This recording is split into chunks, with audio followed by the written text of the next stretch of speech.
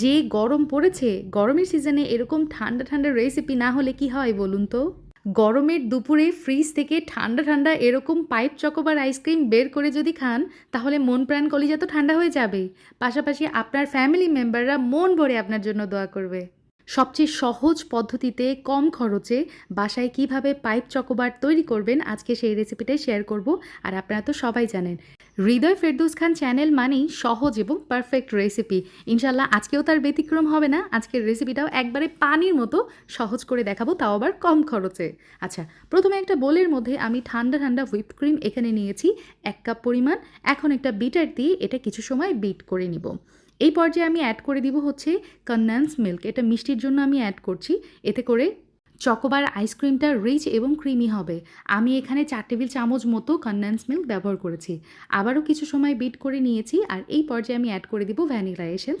এখানে ব্যবহার করেছি 1 চা চামচ পরিমাণ। আবারও কিছু সময় বিট করে নিব। দেখতেই পাচ্ছেন আমি আমার পারফেক্ট কনসিস্টেন্সি পেয়ে গেছি। এটা কিন্তু কেকের ক্রিমের মতো ঠিক হবে না, এটা একটু লিকুইডি কনসিস্টেন্সি থাকবে। আপনারা খেয়াল করেছেন নিশ্চয়ই। মানে চকোবার আইসক্রিমের জন্য এটাই কিন্তু পারফেক্ট টেক্সচার, ঠিক আছে? এখন যেটা করব, একটা পাইপিং ব্যাগের মধ্যে এটা আমি উঠিয়ে নিব। আর মুখটা আমি রাবার দিয়ে সিল করে দিয়েছি। এখন দেখতে পাচ্ছেন এখানে নিয়েছি প্রায় হাফ কাপ হচ্ছে ডার্ক চকলেট, তার সাথে দিয়েছি কুকিং অয়েল প্রায় 4 টেবিল চামচ। এটা আমি ডাবল বয়লিং প্রসেসে মেল্ট করে নিয়েছি, মানে গরম পানির ওপরে এই বাটিটা রেখে কিছু সময় নাড়লেই দেখতে পারবেন মেল্ট হয়ে যাবে। তবে আপনারা চাইলে এটা কিন্তু ইলেকট্রিক ওভেন অথবা মাইক্রোওয়েভ ওভেনেও গরম করে নিতে পারেন। আচ্ছা, এই মেল্টেড ডার্ক চকলেটটাও কিন্তু আমি পাইপিং ব্যাগের মধ্যে উঠিয়ে নিয়েছি।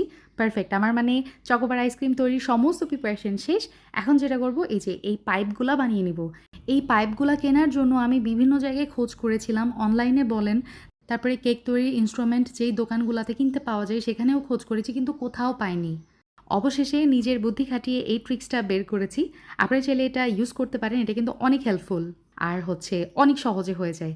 একটা জিপলক ব্যাগ দেখতেই পাচ্ছেন, আমি স্কেলের সাহায্যে মাপ দিয়ে নিয়েছি আর ছুরিটা গরম করে এভাবে কেটে নেবেন। তাহলেই আপনার এই যে পাইপগুলা রেডি হয়ে যাবে। কত সহজ, তাই না? এভাবে আমি সবগুলো পাইপ কেটে নিয়েছি। দেখতেই পাচ্ছেন কতটা সুন্দর হয়েছে। এখন এই পাইপগুলো কাজে লাগানোর পালা। এখন এই পাইপের মধ্যে আমি যেটা করব, চকলেট ভরিয়ে নিব।